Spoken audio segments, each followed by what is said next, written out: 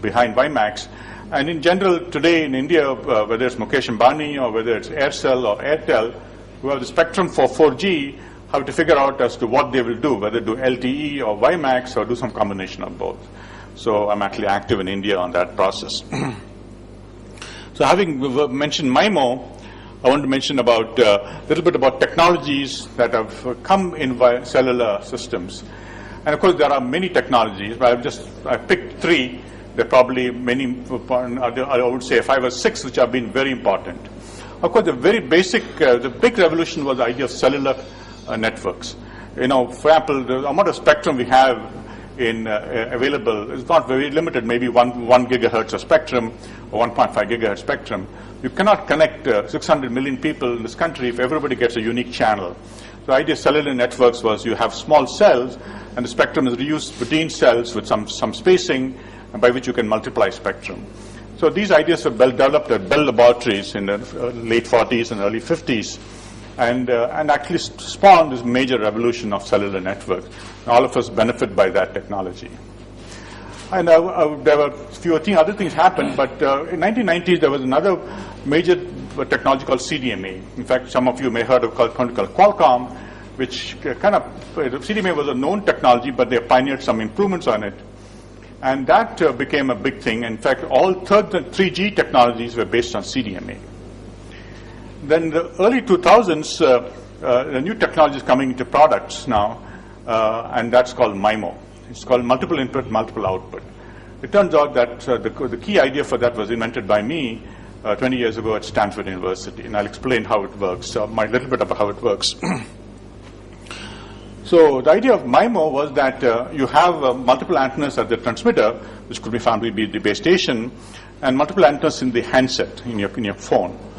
And by doing with that provision and doing some very fancy coding and encoding, decoding, which involves very advanced mathematics, you can actually multiply the spectrum. So for example, if you have 1 megahertz of spectrum, you can make it look like 2 megahertz or 4 megahertz without any cheating. That means it's very true multiplication of spectrum.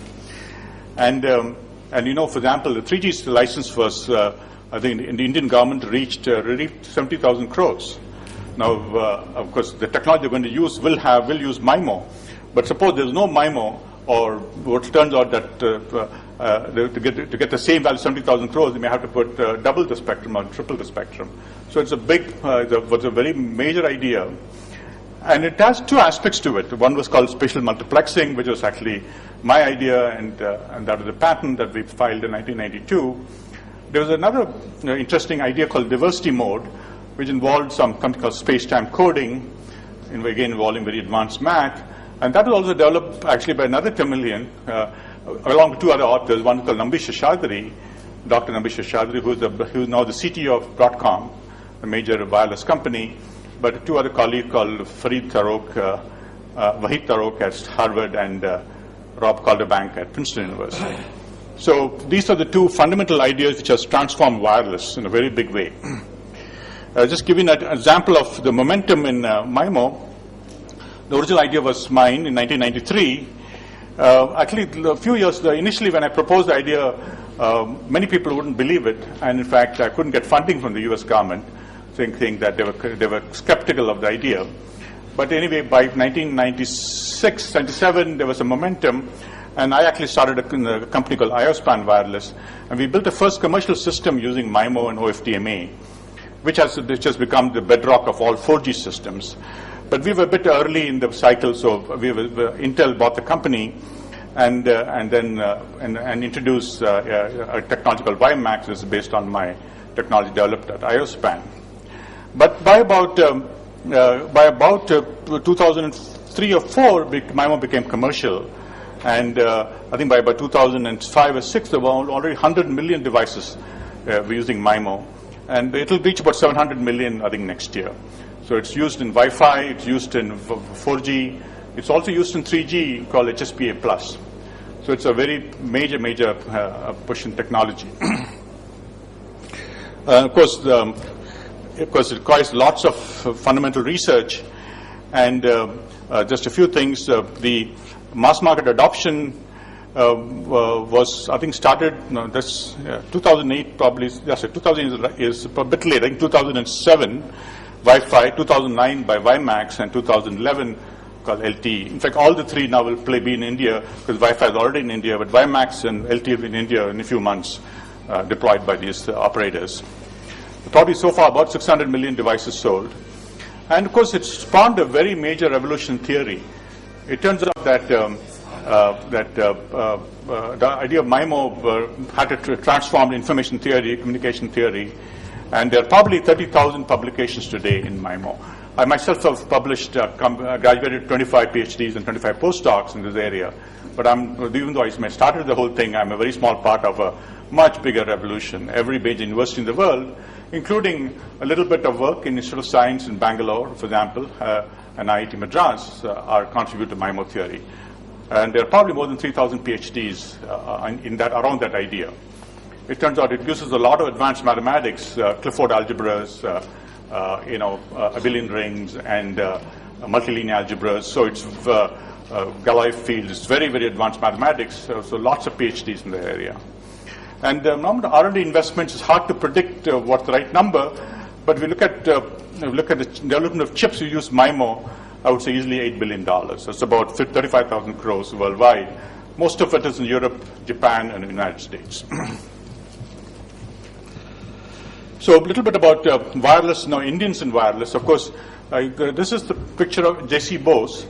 And Bose, along with Tesla and Marconi, was a co-inventor of wireless, basic wireless technology. Because he was a genius, and he invented a technology called Coherer, which was actually used by Marconi in building the first commercial wireless networks. But somehow he lost interest in wireless. He moved on to other things, I think to biology. But in fact, only last year there was the 100th anniversary of his death, and I was in Cambridge for a talk about his life. But just looking back today in the United States, if you look at, say, top 10 people best known in wireless technology, many of them are Indians.